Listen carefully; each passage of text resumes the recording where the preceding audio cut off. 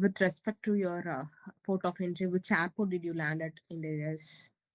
I landed in Newark, New Jersey. So that's the airport I often travel. Even after my master's 1 year, I came to the same airport and I traveled to the same airport. Even there is, I'll just tell you my first experience and then tell you the second experience. So first experience, they were like everyone. There are even few students in my flight, and we all boarded, and like, all the flights were into same immigration. I mean, port of entry lines, and like for the port of entry, we have to. They were like everyone was saying like take out your documents out, like keep it in handy and everything. Like they will be announcing it. So I had an issue like. I had an issue with port of entry. Like it was not a big issue, but like a uh, I initially like it was my there. I was waiting in the line. It was a long waiting hour, and I had jet lag, and I just showed him my passport. I mean, visa copy, and he said, "What visa are you in?" I told I'm on my F1 visa, and I'm a student. He told, "How will I know you're a student?" He was Mm, expecting to show me my I-20, but he was asking me continuously, "How will I know you if you are a student?" Okay, then you can. I have my F1 visa. Like, how do I know? Again, he asked the same question. How will I know you are a student? So then I came to know he was asking an I-20. Then I showed him my I-20.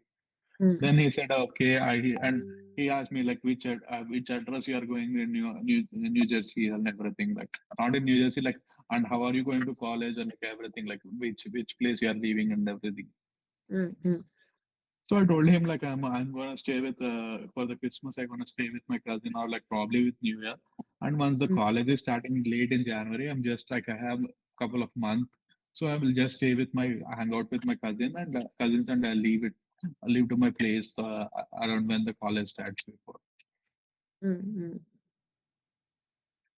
First experience and later when I traveled back and when I had transferred my university and traveled back, a lot of people suggested like when you transfer from the university you're if you go then you can't come back because they don't allow you because like you choose a higher paying university and now you are in a lower paying university. Actually, mm, that's not a myth. That's like a myth because you can travel as long you have valid papers and like a valid student visa and valid service account. You can travel, but now the situations have changed in the different administration. That's a different story. But as long you have your service and everything good, no one is gonna stop you. mm, mm, And my second verification, what happened is that firstly it was my turn. I had my India trip. I came back and like because my service will be saying a different university and my visa will be on a different university, right? So initially, I guided my passport and I-20 to the visa officer. He initially took me to the secondary check. mm, I thought like my I'm gone like they're sending back me to India and everything. I was fearing because I didn't had that exposure and that knowledge. So later like He's he called me for after 2 minutes and he asked me where are you going. I told like I'm going to so and so address. That's mm. it. He left me up. Okay, okay. That's why I'm telling you. As long as in service service is in good active state and like you have a valid visa and valid I-20 and you are not doing anything illegal, then you are always good. But nowadays, you can't predict. Nowadays, there are situations in different administration. There is a different. This administration is completely different. It's completely stupid and everything. I can't even suggest anyone. Okay, have you across any recent cases of people facing problems or deportation at the port of entry? Yeah, yes. In case of deportations, I have seen a couple of people see I have seen people I have seen people deported in front of me. I was visiting one of my friend in Kansas. So there are like a lot of people there, like they have a lot of traffic tickets. I mean, like in India, we have having our traffic ticket is not a big thing, but like here the traffic ticket it's a way lot big thing. Like there are a lot of people who drove with license without licenses and everything. Initially, what happens is like we come with we can with showing our visa copy and our flight ticket, going to Mm, a nearby uh, road transport office. in India, you can get our international license. mm, So few states in United States allows you to drive on international license, but there are a lot of people who drive with after expiring the international license, not having an international license, and they had made few accidents. They had few traffic incidents where they have to jump their signals or like some kind of traffic disturbances. But mm, these had a larger impact in the coming scenarios here because like it will be recorded and it will be in our entire history if we mm, have a traffic issue or anything like that because I have seen a person going to India who had an accident issue. He was hit and run case. So mm, he had an accident and he made an accident and he hit someone and he ran away and then police caught him and then he came up outside from the police and everything but the case was still there and case was still running and suddenly his visa was revoked and he was sent back to India.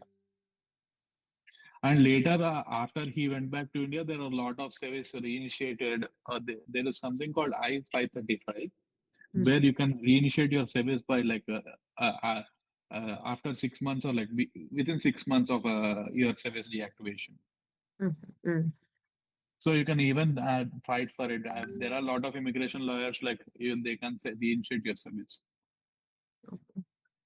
Yeah.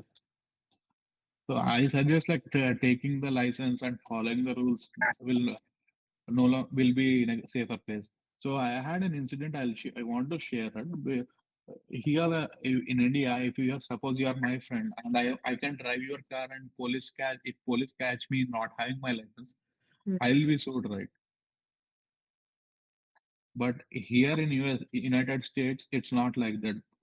You will be sued for it because I took your car, right? So mm, it will be on my name and as well as on your name. mm, mm, It will be impacting you also. So I gave my car, and my friend had an accident with my car.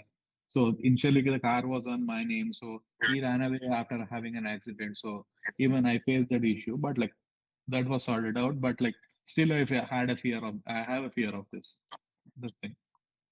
So I'm just mm. intimating you, like we don't in India we can share our vehicles, but here we don't want someone to share our vehicles. Yeah.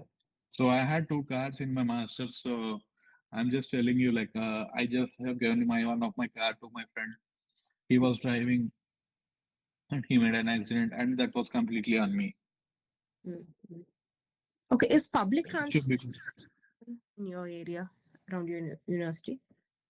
So when I was in University of New Haven, so I was in East Coast, right? So when you come to East Coast, there is a public transportation is very well good. Like you have a lot of train transportation, but bus transportation, I don't feel like it's good because like it usually takes longer times. Like even for 10 minutes journey, the bus journey takes like 40 minutes. But there is a good transportation in when it comes to East Coast. Mm, mm, Yeah, I have traveled almost 28 states now, so I can say like East Coast is the best. Like there you have the public transportation. And currently, where I'm staying for my job purposes, not in the East Coast. I'm in like Midwest right now.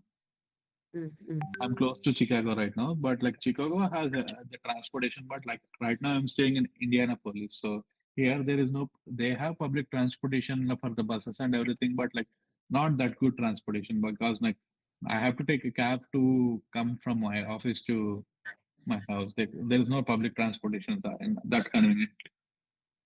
okay, right. Okay, coming to your accommodation, how many days prior to the start of your program did you arrive in the US? I told you like it was 1 month before with my program I came to US. Okay. Yeah. How And did they might ask you like, why are you coming so soon and everything? Like, why can't you enjoy with your parents and everything? Yeah, you can say like you can say your reasons like I have my cousins, I can chill out with my cousins and everything. okay.